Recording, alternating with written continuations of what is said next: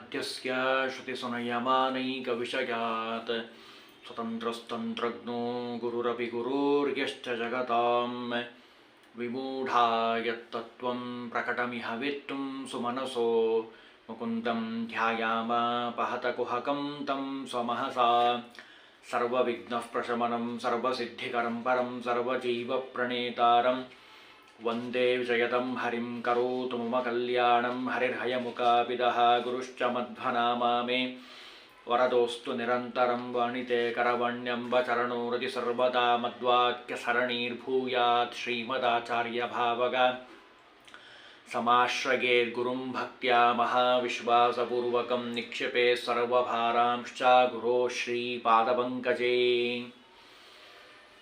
ದೀಪಾವಳಿಯ ಪರ್ವಕಾಲದಲ್ಲಿ ನಾವೆಲ್ಲ ಇರೋಂಥದ್ದು. ಕಾರ್ತೀಕ ಮಾಸದ ಮೊದಲನೇ ದಿನ ಪ್ರತಿಪದ, ಅದಕ್ಕೆ ಬಲಿಪ್ರತಿಪದ ಅಂತ ಹೇಳ್ತಾರೆ, ಅಥವಾ ಬಲಿಪಾಡ್ಯಮಿ ಅಂತಲೂ ಕರೀತಾರೆ.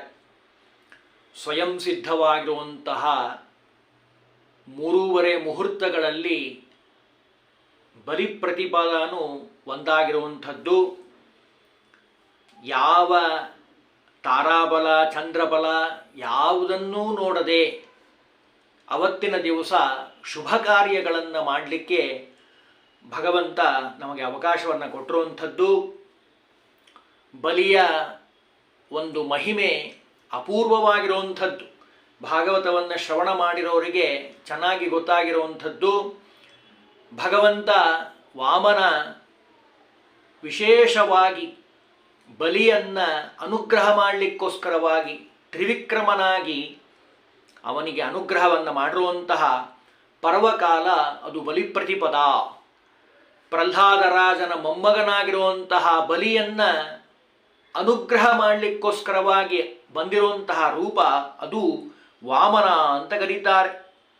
ನಿನಗೇನು ಬೇಕು ಕೇಳು ವರವನ್ನು, ನಿನಗೋಸ್ಕರನೇ ಬಂದಿರುವಂಥದ್ದು, ನಿನಗೇನು ಬೇಕು ಕೇಳು, ನಾನು ವರವನ್ನು ಕೊಡ್ತೀನಿ ಅಂತ ಕೇಳಿದಾಗ ಭಗವಂತನ ಹತ್ತಿರ ವರವನ್ನು ಕೇಳ್ತಾನಂತೆ. ಮದ್ರಾಜ್ಯೆ ದೀಪದಾನಂತು ಭುವಿ ಕುರುವಂತೆ ಮಾನವಾಹ ತೇಷಾಂ ಗೃಹೇ ತವ ಸ್ತ್ರೀಯಾಂ ಸದಾ ತಿಷ್ಠತು ಸುಸ್ಥಿರ. ಬಲಿ ಪ್ರತಿಪದಾ ದಿವಸ ನೀನೇನು ಅನುಗ್ರಹ ಮಾಡಿದ್ಯಲ್ಲ ಇವತ್ತಿನ ದಿವಸ ಯಾರು ಅಭ್ಯಂಜನ ಸ್ನಾನವನ್ನು ಮಾಡ್ತಾರೆ, ಹೊಸ ವಸ್ತ್ರವನ್ನು ಧಾರಣೆ ಮಾಡ್ತಾರೆ, ಬಲಿಯ ಉತ್ಸವಾದಿಗಳನ್ನು ಮಾಡ್ತಾರೋ ಅವರೆಲ್ಲರಿಗೂ ವರ್ಷಪೂರ್ತಿ ವಿಶೇಷವಾಗಿ ಸಂಪತ್ತು, ಆಯುಷ್ಯ, ಆರೋಗ್ಯ ಎಲ್ಲವನ್ನ ನಾನು ಕೊಡ್ತೇನೆ. ದೀಪ ಹೇಗೆ ಬೆಳಗ್ತದಲ್ಲ ಹಾಗೆ ಮನೆ ಬೆಳಗುವಂತಹ ಒಳ್ಳೆಯ ಕುಲದೀಪಕ ಆ ಮನೆಯಲ್ಲಿ ಹುಡ್ತಾನಪ್ಪ. ಅಷ್ಟು ಭಗವಂತನ ಒಂದು ವರ. ಅದನ್ನು ಹೇಳಬಿಡ್ತಾರೆ ನೋಡಿ.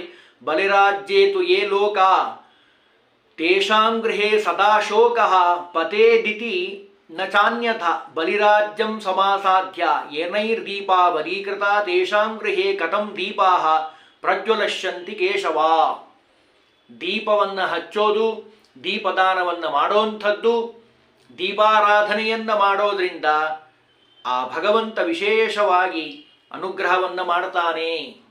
ಭಗವಂತ ಬಲಿಯನ್ನು ಅನುಗ್ರಹ ಮಾಡಲಿಕ್ಕೋಸ್ಕರವಾಗಿ ವಾಮನನಾಗಿ ವಾದರಾಜ ಸ್ವಾಮಿಗಳು ಹೇಳ್ತಾರಲ್ಲ ದಶಾವತಾರ ಸ್ತುತಿಯಲ್ಲಿ, ಧ್ಯಾನಹಾರ ವಾಮನ ತುನೋನಾರ್ಥ ಪಾಹಿ ಯಜಮಾನ ಸುರೇಶ ವಸುಧಾ ದಾನಾಯ ಯಾಚಲಿ ಕಲೀನಾರ್ಥ ವಾಗ್ವಶೀತ ನಾನಾ ಸದಸ್ಯ ಧನುಜಾ ಮೀನಾಂಕ ನಿರ್ಮಲ ನಿಶಾನಾಥ ಕೋಟಿಲ ಸಮಾನಾತ್ಮ ಮೌಂಜಿ ಗುಣಕೌ ಪೀನಾಚ್ಚ ಸೂತ್ರಪದ ಯಾನಾಥ ಪತ್ರಕರ ಕಾನಂ ಯದಂಡವರಭೃತ.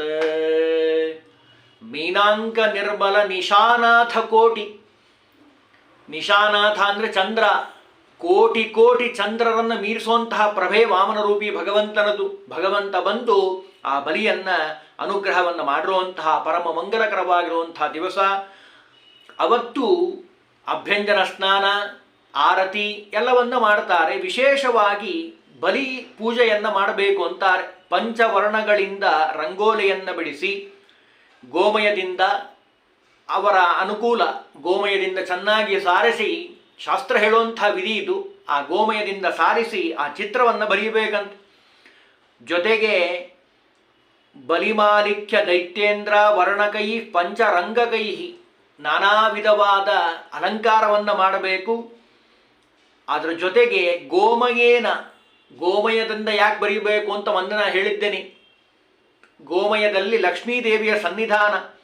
ಇದರ ಜೊತೆಗೆ ಬಲಿಕೋಟೆಯನ್ನು ನಿರ್ಮಾಣ ಮಾಡಬೇಕಂತೆ. ಮಧ್ಯದ ಗೆರೆಯಿಂದ ವೃತ್ತಾಕಾರದಿಂದ ಆ ಬಲಿಯ ಕೋಟೆಯನ್ನು ನಿರ್ಮಾಣ ಮಾಡಬೇಕು. ಪ್ರತಿಯೊಂದು ಎಡಭಾಗದಲ್ಲಿರುವಂತಹ ಗೆರೆಯಿಂದ ಪ್ರಾರಂಭ ಮಾಡಿ ಬಲಭಾಗಕ್ಕೆ ಗೆರೆಯನ್ನು ಸೇರಿಸಿ ವೃತ್ತಾಕಾರದಲ್ಲಿ ಆ ಬಲಿಯ ಕೋಟೆಯನ್ನು ನಿರ್ಮಾಣ ಮಾಡಿ, ಯಾರು ಈ ಕೋಟೆಯನ್ನು ಪೂಜಾ ಮಾಡ್ತಾರೋ ಅಲ್ಲಿ ಆ ಲಕ್ಷ್ಮೀದೇವಿಯ ಸನ್ನಿಧಾನ ಪ್ರಾಪ್ತಿಯಾಗುವಂಥದ್ದು. ಹಾಲನ್ನು ಕಾಯಿಸಿ ದೇವರಿಗೆ ನೈವೇದ್ಯವನ್ನು ಮಾಡುವಂಥದ್ದು. ಬಲಿರಾಜ ನಮಸ್ತುಭ್ಯಂ, ಈ ಶ್ಲೋಕವನ್ನು ಹೇಳಬೇಕು. ಬಲಿರಾಜ ನಮಸ್ತುಭ್ಯಂ ವಿರೋಚನ ಸುಧಪ್ರಭೋ ಭವಿಷ್ಯೇಂದ್ರ ಸುರಾರಾತೆ ಪೂಜೋಯಂ ಪ್ರತಿಗೃಷ್ಯತಾಂ. ಈ ಬಲಿರಾಜ ಇದ್ದಾನಲ್ಲ, ಪ್ರಹ್ಲಾದರಾಜನ ಮಗನಾಗಿರುವಂತಹ ವಿರೋಚನ, ಅವನ ಮಗನಾಗಿರುವಂಥವನು ಈ ಬಲಿರಾಜ. ಅಂದರೆ ಪ್ರಹ್ಲಾದರಾಜನ ಮೊಮ್ಮಗನಾಗಿರುವಂಥವನು ಭವಿಷ್ಯೇಂದ್ರ. ಇವನು ಮುಂದೇನಾಗ್ತಾನೆ, ಮುಂದಿನ ಕಲ್ಪದಲ್ಲಿ ಇಂದ್ರನಾಗಿರುವಂಥವನು. ಅಂಥವನನ್ನು ನಾ ಪೂಜಾ ಮಾಡ್ತಾ ಇದ್ದೇನೆ. ಅಂದರೆ ವಾಮನ ರೂಪಿ ಭಗವಂತನ ಅನುಗ್ರಹ ಪಡೆದಂತಹ ನವವಿಧವಾದ ಭಕ್ತಿಯಲ್ಲಿ ಕೊನೆಯ ಭಕ್ತಿ ಆತ್ಮ ಸಮರ್ಪಣೆಗೆ ಉದಾಹರಣೆ ಅದು ಬಲಿರಾಜ. ಭಾಗವತ ವಿಸ್ತಾರವಾಗಿ ಹೇಳ್ತದೆ. ಇರಲಿ. ಬಲಿರಾಜ ನಮಸ್ತುಭ್ಯಂ ದೈತ್ಯದಾನವ ವಂದಿತ ಇಂದ್ರಶತ್ರೋ ಅಮರಾರಾತೆ ವಿಷ್ಣು ಸಾನ್ನಿಧ್ಯದೋ ಭವ. ಭಗವಂತನ ಸಾನ್ನಿಧ್ಯ ನಮಗೆ ದೊರೆಯ ಹಾಗೆ ಮಾಡು ಅಂತ ಹೇಳಿ ಭಕ್ತಿಯಿಂದ ಬಲಿಪಾಡ್ಯ ದಿವಸ ಅಭ್ಯಂಜನ ಸ್ನಾನವನ್ನು ಮಾಡಬೇಕು. ಜೊತೆಗೆ ಹೊಸ ವಸ್ತ್ರವನ್ನು ಧಾರಣೆ ಮಾಡಬೇಕು. ಭಕ್ತಿಯಿಂದ ಆ ಬಲಿರಾಜನ ದೇವರ ಪೂಜಾ ಮಾಡಿ ಬಲಿರಾಜನ ಪೂಜೆಯನ್ನು ಮಾಡಬೇಕಪ್ಪ. ಅದರಲ್ಲೂ ಪೂಜಾದಿಗಳ ನಂತರ ಪಗಡೆಯಾಡಬೇಕು ಅಂತಾರೆ. ಅದರಲ್ಲೂ ಈ ಪಗಡೆಯಾಟ ರಾಜರಿಗೆ ವಿಹಿತವಾಗಿದ್ದರೂ ಸಾಮಾನ್ಯವಾಗಿ ಎಲ್ಲ ಕಾಲದಲ್ಲಿ ನಿಷೇಧ ಮಾಡಿದ್ದಾರೆ. ಆದರೆ ಈ ಕೋಜಾಗರ ಹುಣ್ಣಿಮೆ ಅಂತ ಬರ್ತದೆ ಆಶ್ವೀಜ ಮಾಸದಲ್ಲಿ, ಅವತ್ತು ಭಾರಿ ವಿಶೇಷವಾಗಿ ಇದನ್ನು ಆಡ್ತಾರಪ್ಪ. ಧನದಾಯ ನಮಸ್ತುಭ್ಯಂ, ಅವತ್ತಿನ ದಿವಸ ವಿಶೇಷ ಏನು ಅಂದರೆ ಕುಬೇರನ ಪೂಜೆಯನ್ನು ಮಾಡಬೇಕು ಅಂತಾರೆ. ಲಕ್ಷ್ಮೀ ಮತ್ತು ಕುಬೇರನ ಪೂಜೆಯನ್ನು ವಿಶೇಷವಾಗಿ ಮಾಡಬೇಕು. ಯಾರು ಆ ಬಲಿರಾಜನ ಪೂಜೆಯನ್ನು ಮಾಡ್ತಾರೋ, ಕುಬೇರನ ಪೂಜೆಯನ್ನು ಮಾಡ್ತಾರೋ, ಲಕ್ಷ್ಮೀ ಪೂಜೆಯನ್ನು ಮಾಡ್ತಾರೋ ಅವರಿಗೆ ಭಗವಂತ ವಿಶೇಷವಾಗಿ ಅನುಗ್ರಹ ಮಾಡ್ತಾನೆ. ಗೋಪೂಜೆಯನ್ನು ಮಾಡಬೇಕು ಅಂತ ಶಾಸ್ತ್ರ ಹೇಳ್ತದೆ. ಗೋಪೂಜೆ ಅದು ಅತ್ಯಂತ ಅವಶ್ಯಕವಾಗಿರುವಂಥದ್ದು. ಗೋವಿನಲ್ಲಿ ಸಕಲ ದೇವತೆಗಳ ಸನ್ನಿಧಾನ ಇದೆ. ಹಾಗಾಗಿ ಆ ಗೋವಿನ ಪೂಜೆಯನ್ನು ಮಾಡಿ ಗೋವಿನ ಅನುಗ್ರಹವನ್ನು ಪಡೆಯಬೇಕು.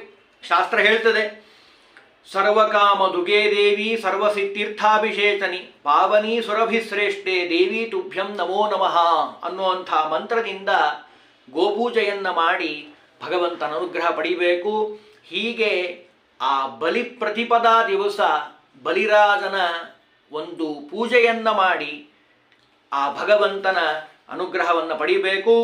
ಜೊತೆಗೆ ದೀಪವನ್ನು ಹಚ್ಚಿ ಮಂಗಳಾರತಿಯನ್ನು ಮಾಡಬೇಕು. ಬಲಿರಾಜ ನಮಸ್ತುಭ್ಯಂ ವೈರೋಚನ ಸುತಪ್ರಭೋ ಭವಿಷ್ಯೇಂದ್ರ ಸುರಾರಾತೆ ದೀಪೋಯಂ ಪ್ರತಿಗೃಷ್ಯತಾಂ. ದೀಪವನ್ನು ನೈವೇದ್ಯವನ್ನು ಸಮರ್ಪಣೆಯನ್ನು ಮಾಡಬೇಕು. ಎಲ್ಲ ಕಡೆ ಕೃಷಿಕಾಹ ಕ್ಷೇತ್ರೇಶು ಚ ದೀಪಂ ಪ್ರಜ್ವಲಂತ್, ಅಂದರೆ ಎಲ್ಲ ಪ್ರದೇಶಗಳಲ್ಲಿ, ಅದು ದೇವಾಲಯ ಆಗಿರ್ಬೋದು, ಹಟ್ಟಿಗಳಾಗಿರ್ಬೋದು, ಗೋವನ್ನು ಕಟ್ಟುವಂತಹ ಜಾಗ ಆಗಿರ್ಬೋದು, ಮನೆಯ ಮುಂಭಾಗದಲ್ಲಾಗಿರ್ಬೋದು, ಅಂಗಳದಲ್ಲಿ, ತುಳಸಿ ಹತ್ರ ಎಲ್ಲ ಕಡೆ ದೀಪವನ್ನು ಹಚ್ಚಿ ದೀಪಾರಾಧನೆಯನ್ನು ಮಾಡೋದರಿಂದ ಭಗವಂತ ವಿಶೇಷವಾಗಿ ಅನುಗ್ರಹವನ್ನು ಮಾಡ್ತಾನೆ ಅಂತ ಹೇಳಿ ನಮಗೆ ಶಾಸ್ತ್ರ ತಿಳಿಸ್ಕೊಡ್ತಾ ಇದೆ.